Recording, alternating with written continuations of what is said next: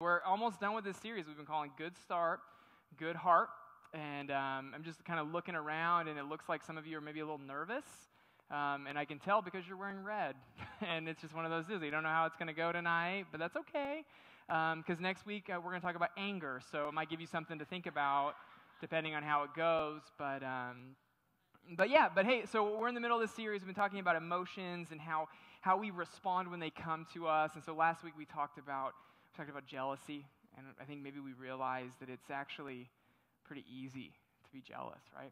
And how jealousy can kind of mess with our hearts. And then last week we talked about, or the week before that we talked about guilt and just what guilt can do to a person. And then this week we're going to talk a little bit about greed. And as I started thinking about greed, I started thinking about my journey with a phone. Okay. They have this, Malcolm Gladwell came up with this thing, I think, where it's like early adopter, late adopter, like everybody else. And when it came to the smartphone game, I was late adopter. Okay, I loved my flip phone, and it was what I needed. Okay, and so my last phone, it actually had a pleather case. Yeah, right. And it had a pleather case with a keyboard, and it was a touch screen, and it had a button on there that said web, and if you touched it, it actually never worked, but it said web, so that was something. And then it had this race car game on it that, to be honest with you, I never really figured out how to play, but I had the phone for 4 years, and so I got good at kind of playing, and then people would borrow my phone, and they'd want to play, and they'd be like, hey, how does this work? And I'd always be like, I don't really know, and that's kind of how it went. And then the day came when I stepped into the world of the iPhone, and I got my first one, an iPhone 4. And some of you, that might have been your first smartphone. And I just remember when I got that phone thinking, this is what life is for, right? I remember, I get this phone, and I'm like, oh, it has the real internet on this phone. It's kind of great. And I'm historically early to everything, okay? So the app game, when you can get places early and just play on your phone, that is a gift from the heavens. And so I'd get places early, I'd scroll on my apps, it was really cool.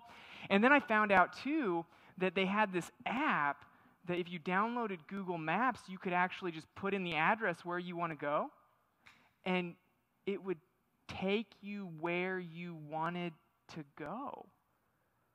It was amazing. I didn't even have to, I always would borrow, Garmin's from my friends, And, the suction cup, never really stuck to the thing, and it always fell, and there was a stain on your window that never goes away. I didn't have to do that anymore because I had this phone that, told me where I needed to go.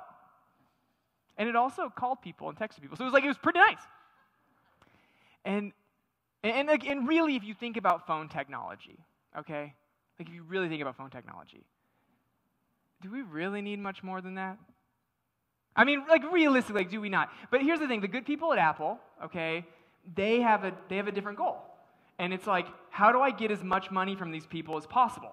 That's their goal, and so they've figured out this way of making us think that we need things we don't need, okay? And a few examples that I found. One is at some point they said cords on earbuds are a bad thing. I don't know how far away you need to get from your device, but if you need to jam a cigarette in your ear so that you can hear your music, that's between you and God. And I just imagine those things, because they're not on a cord, they're probably pretty easy to lose. Apple can make more money, and so they met a need that we didn't really have. And then some of them are just ridiculous, but I think it's interesting because they actually market these things. Someone sitting around a table at Apple said, you know what we need to do?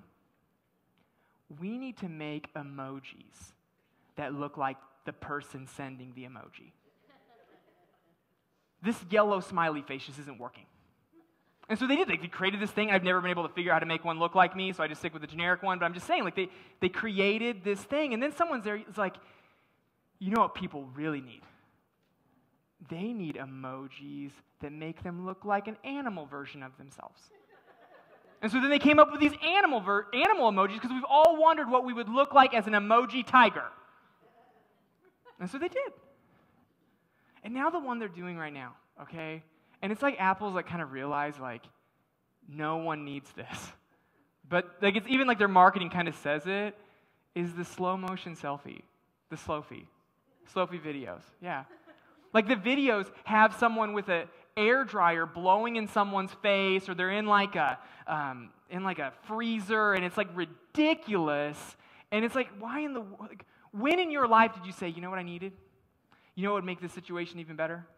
If I could do a slow motion selfie video right now.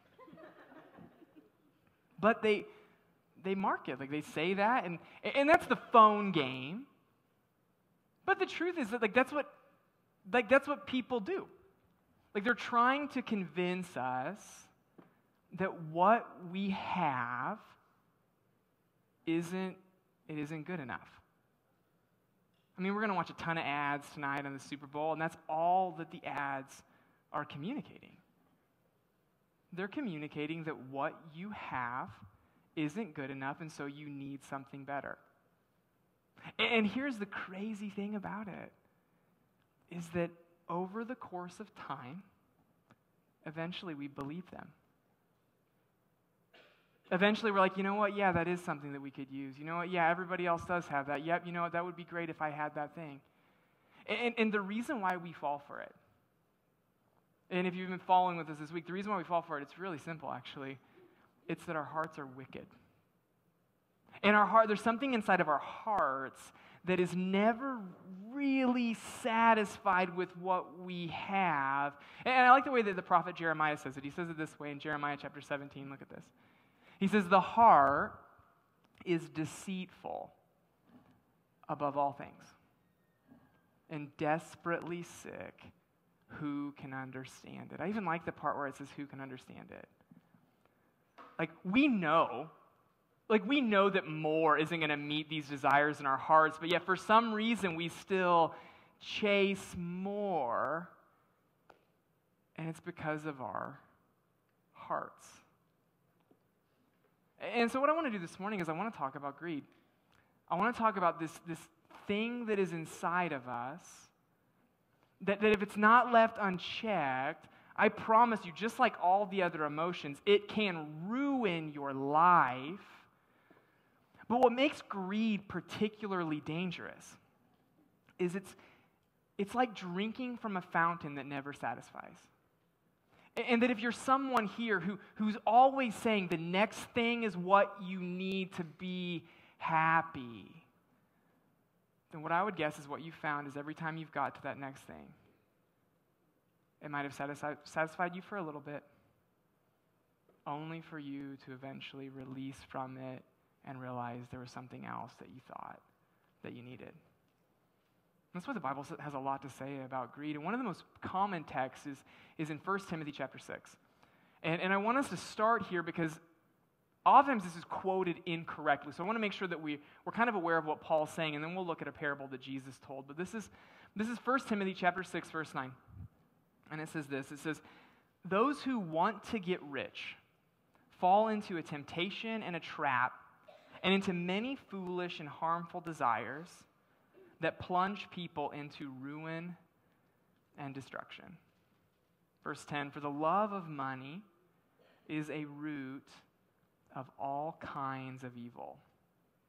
Some people, eager for money, have wandered from the faith and have pierced themselves with many griefs. I wanted to draw your attention to the underline. Because most time, we've probably heard a version of this passage before. And usually when you hear a version, it's not the love of money, it's money is the root of all evil, right? Like you hear people say that. And that's not what Paul's saying to Timothy. It's not money that's evil. That if you're here and you have a lot of it, the Bible doesn't say that that's evil. He doesn't say that that's wrong. Actually, what Paul is telling Timothy here is that what's wrong is when you love it. That if money is what you think is going to answer your problems, well, that's evil. That if you sit there when your mind wanders and you think that my problems are going to be solved in a different income bracket, that is where you get yourself into trouble. And the crazy thing is that we know this to be true. That we know that money doesn't always actually make life easier. Like, it's cliche, and I say this a lot, but if you don't believe me, just Google lottery winners. Like, what you'll find is you'll find people who wanted more, got more, and it ruined their lives. And even maybe you're like, well, that's because they had way too much money. Well, this is a pretty common story in a lot of families. Someone passes away, and they leave a sum of money for people to inherit and to split up. And what that sum of money does is it takes a family that was close, and it creates a fraction. And where things were close, where things were good, now they're not because of people loving money. There was actually a study done on countries that have become more affluent. And because you would think that as a country becomes more affluent, that the quality of life in the country is going to naturally get better, but the study actually reveals quite the opposite. That what it found was that the more affluent a country gets, the less happy they become. That there's something, like we tell ourselves that more is the answer. We tell ourselves that this is what we need. But the scriptures show us a different picture. And I want to show you a parable that Jesus uses in Luke chapter 12, just to talk about the challenges that come from greed. Look at this. This is Luke chapter 12, and we'll start in verse 15. Jesus speaking, he says this, he says, watch out. Now, if Jesus says watch out, you probably should. Like, if you're in a room with Jesus and he says duck, and you don't dunk, you're going to get hit in the head with a ball. Like, Jesus doesn't lie. So he says, watch out, be on your guard against all kinds of greed. Life does not consist in an abundance of possessions. Now, that last line there, life does not consist in an abundance of possessions. I'm going to say that line is why no one here would say they're greedy. Because we agree with that. I don't know that there's anyone in this room, maybe your actions show something different, and we'll get there, but I don't know that anyone is sitting here thinking, you know what would be great? If I could just get a bunch of stuff and then die. Like, that's the goal. I want to see how much stuff I can get before I die and then have this huge thing that I just leave to no one. I don't think that anybody is saying that. I mean, even the Beatles, what do the Beatles say? They say, you can't buy me love. So, like, I think that there is this thing where we're like, okay, well, life, yeah, I'm not greedy. That's not something I struggle with. I don't, this isn't my issue. And what Jesus shows us here in the text is that greed looks far more subtle than just saying, I think that's true. And so he uses this sentence to set up this story, and then let's read it. Verse 16. And then he told them this parable. The ground of a certain rich man yielded an abundant harvest. And the man thought to himself, what shall I do? I have no place to store my crops. And then he said, this is what I'll do. I will tear down my barns and I will build bigger ones. And there I will store my surplus grain. And I'll say to myself, you have plenty of grain laid up for many years. Take life easy. Eat, drink, and be merry. Now, I'll be really honest with you. First time I read that, I thought, what's the problem? Like, the first time you read it, you're like, okay, I can see, he seems like he's being kind of smart. Maybe he's preparing for a rainy day. But that kind of shows us the subtle nature of greed. And the more that we dig into what Jesus is saying, the more we can actually see that the struggle with his ways, and I think we'll see some of this at ourselves. This situation where Jesus is writing to, you can go back to the other one, is an agrarian society where there is this assumption where they make their money and they make their living off of the land.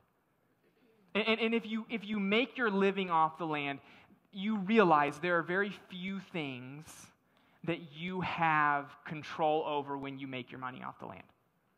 Like if you are a farmer, you are at the mercy of a lot of things, and you have little control over the abundance of a harvest.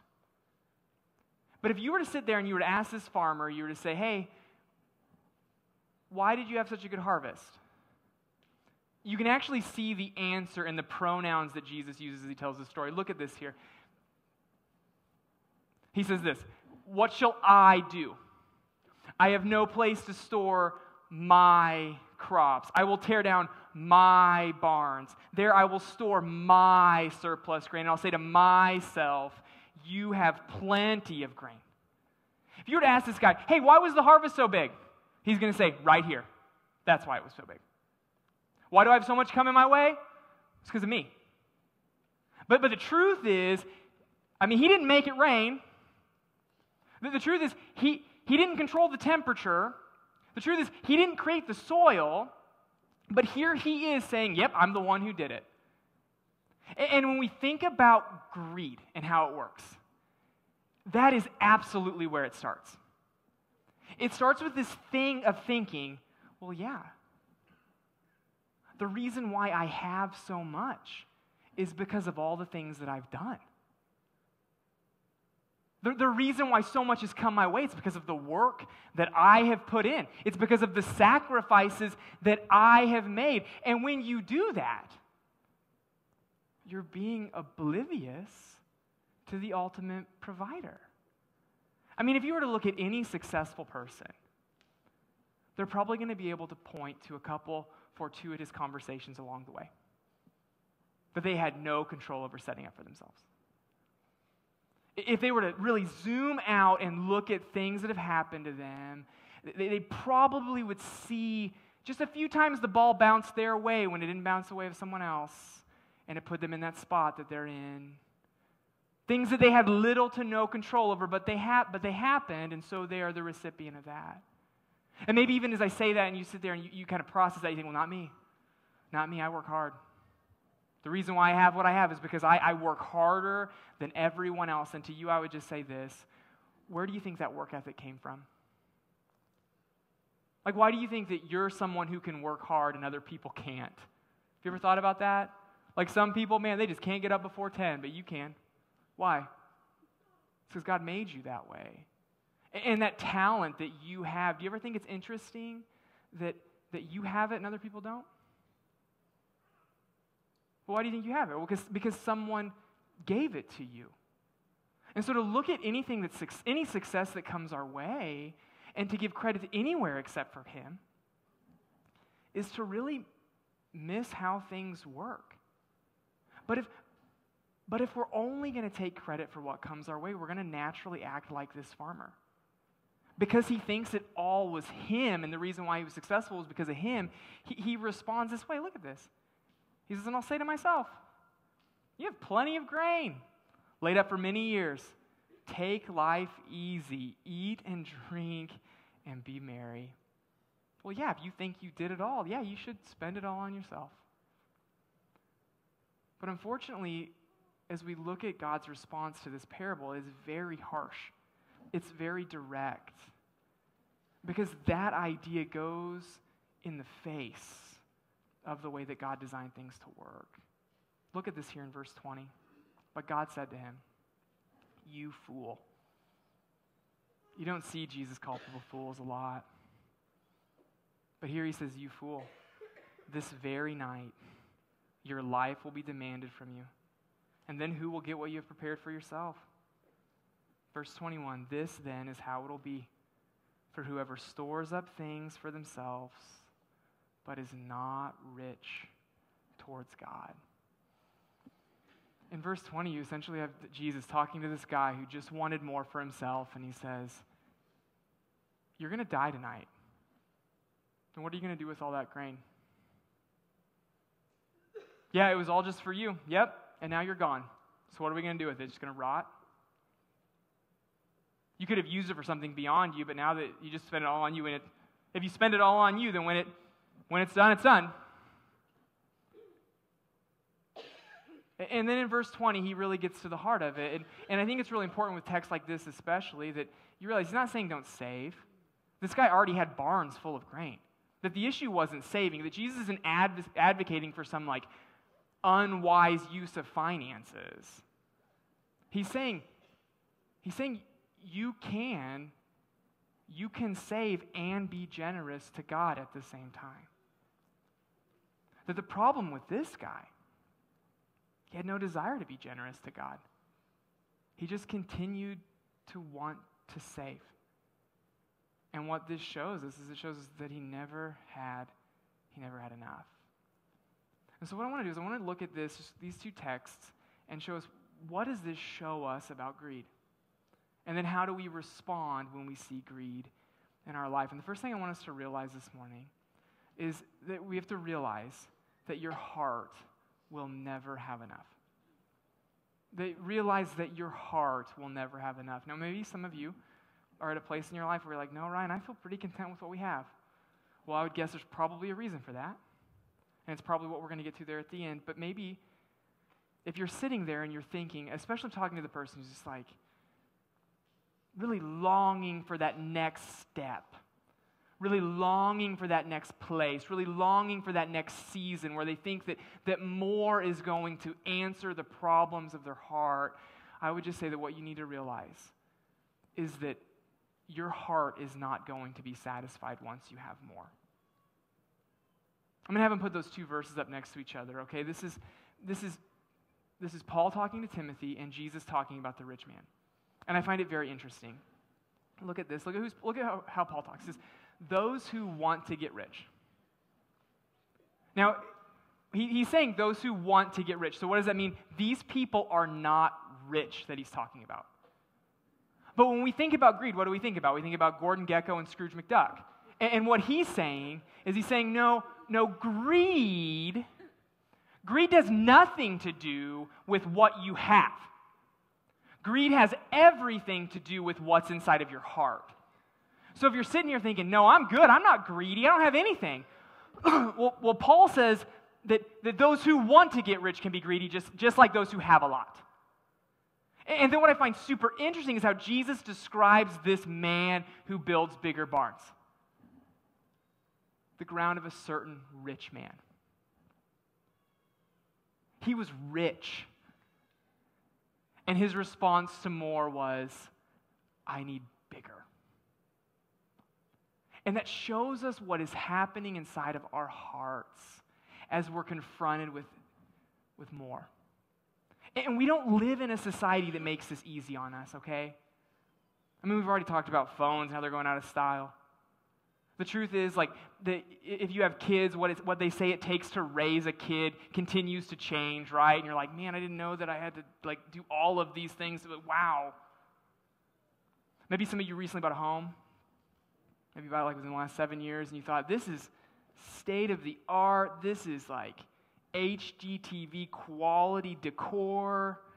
But now here you are 7 years later thinking, wow, everything is out of date. And you just moved in. And I would bet this is true as well. I bet very few of you drive the newest version of your car. But the thing is that you're never gonna catch up. And if your goal is I want to catch up and then I'm gonna be fine, you're not. This is saying, hey, those who want to get rich, and when you finally get there, it's still not gonna be enough. That the answer isn't more. That the issue isn't what you have or what you don't. The issue is and will always be your heart. The second thing I want us to see about greed is that we have to realize that we can make greediness sound virtuous. We can. We can make our greed sound like a virtue. I mean, think about both those scenarios. Okay, you got the guy who wants to get rich. I mean, it's really easy to talk about that in a way that makes your heart feel good, right? You say, I just really want to give my kids the life that I never had. That sounds good.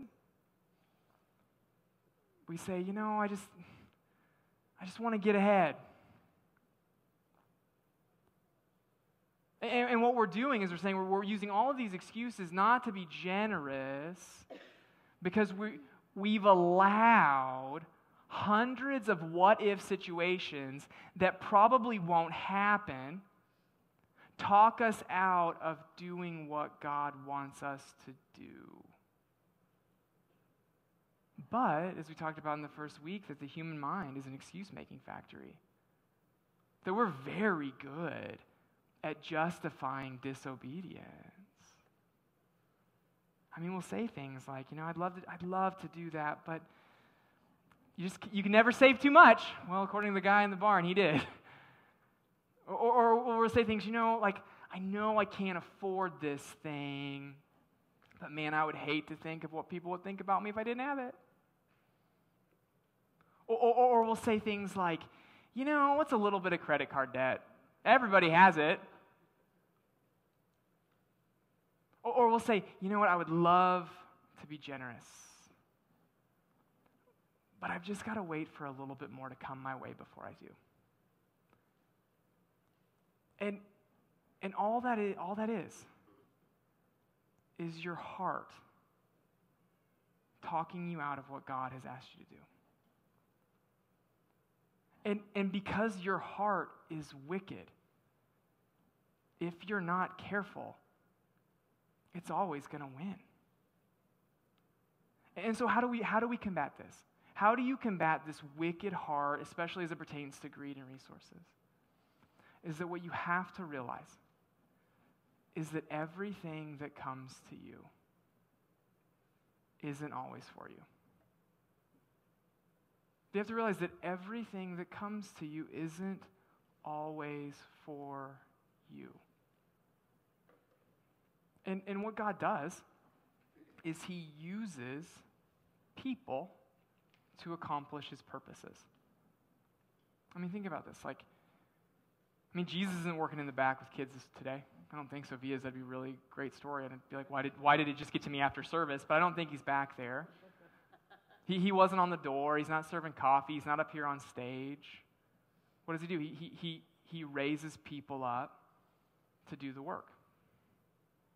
He works through people. And in the same way that Jesus didn't come in my office on Monday and give me a check for $1 million and say, hey, when you're done, just talk to me and we'll give you more. In the same way, he chooses to fund his purposes through the people who call this place home. But that's his design. And that's always been his design. Let me read to you a passage of Scripture. This is in the Old Testament. It's the last prophet before Jesus, and he talks about this, and this is how the church operates. He says this in Malachi chapter 3, verse 8. He says, will you, a mere mortal, rob God? Yet you rob me. But you ask, how are we robbing you? In tithes and offerings. You are under a curse, your whole nation, because you are robbing me. Bring the whole tithe into the storehouse, that there may be food in my house. Test me in this, says the Lord Almighty, and see if I will not throw open the floodgates of heaven and pour out so much blessing that there will not be enough room to store it. I will prevent pests from devouring your crops, and the vines in your fields will not drop their fruit before it is ripe. What I find interesting is what Malachi does here is he addresses both people we've been talking to. He addresses the guy who has. What was the guy's issue with the barns? He wanted more. He wanted to build bigger barns so that he had more room to store what's coming his way. And what does Malachi say to him? He says, if you trust me with the tithe, the first 10%, then what I will do for you is I will make sure that there's not enough room. That you'll have so much. I will bless you in such a way that there won't be enough room to store all that comes your way. Why do you think he was building barns? Because he was afraid that he would eventually run out. And what God is saying, no, if you trust me in this, you won't have to build bigger barns because more will continue to come my way. And then to the one who would say, I just can't. I'm not more needs to come our way before we can start supporting the church. More needs to come. Well, to you, he would say, test me in this.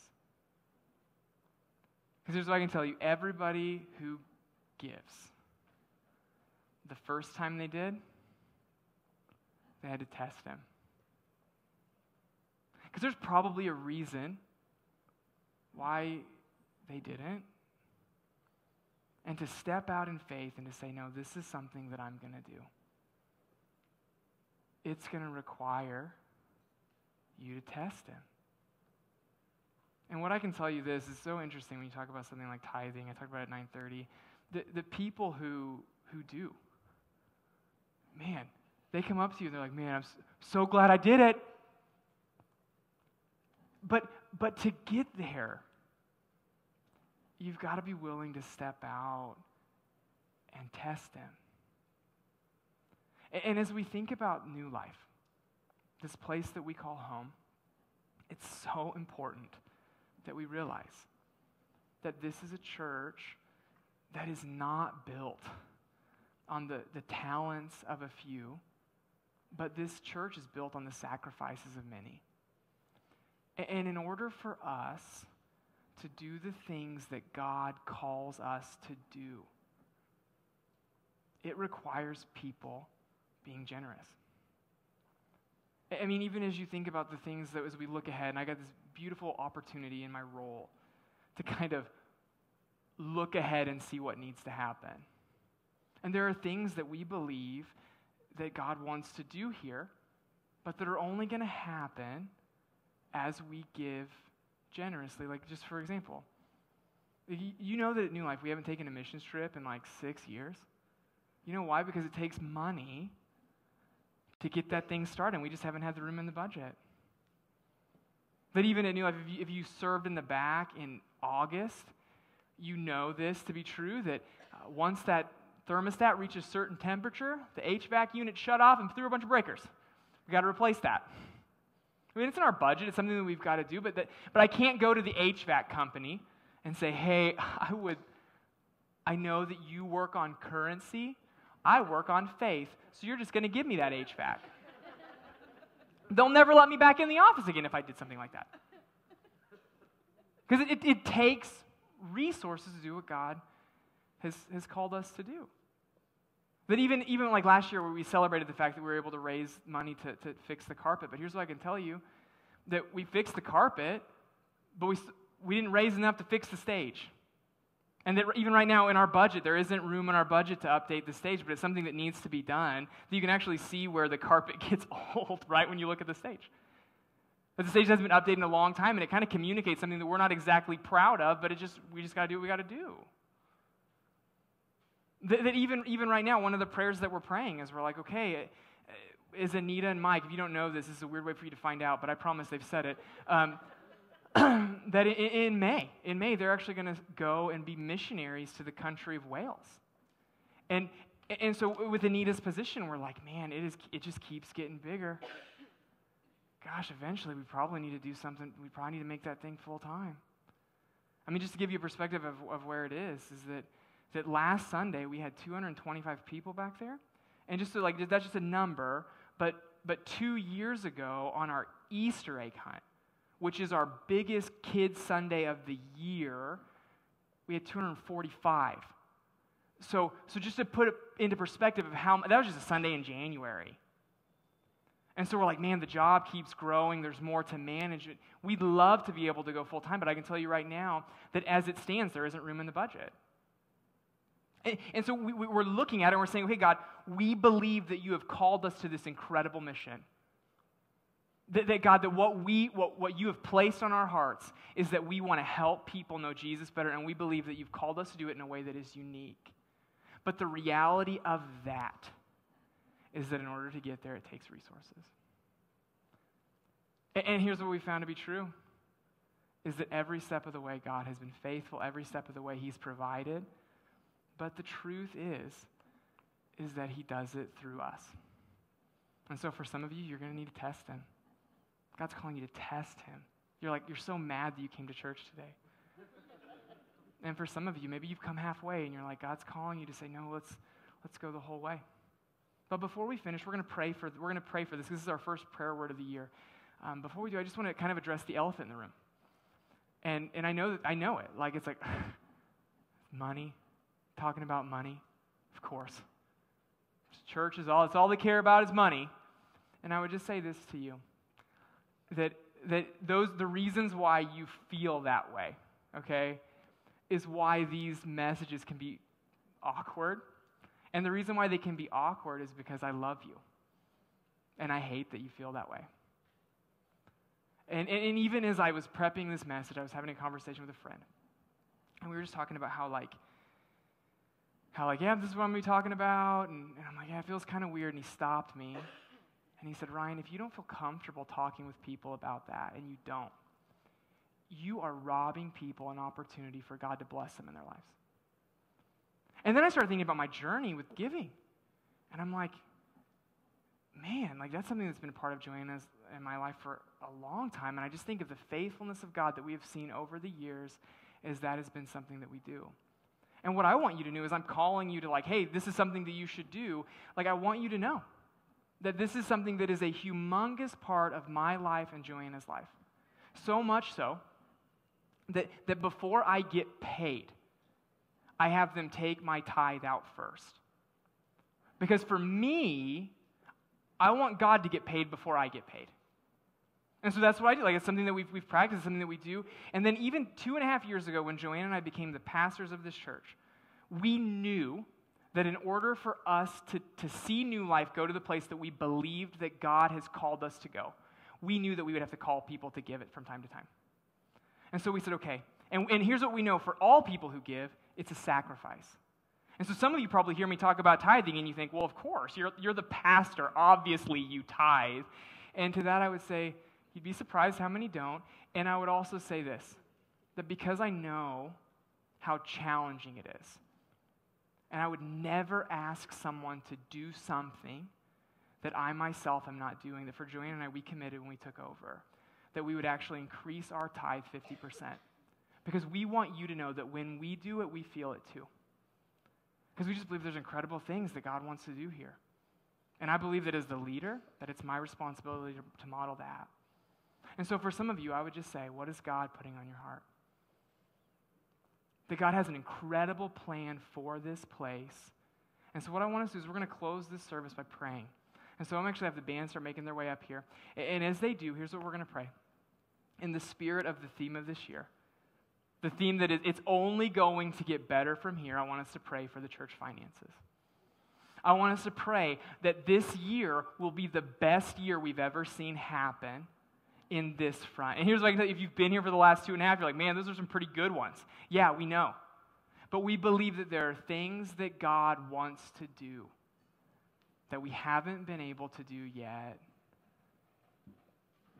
but we're excited to see what could happen. So if you would stand with me, we're going to pray. Thank you for watching our services. If you have questions or you would like more information, you can visit us online at nlspringfield.com. We'd also love to have you join us at one of our Sunday morning services.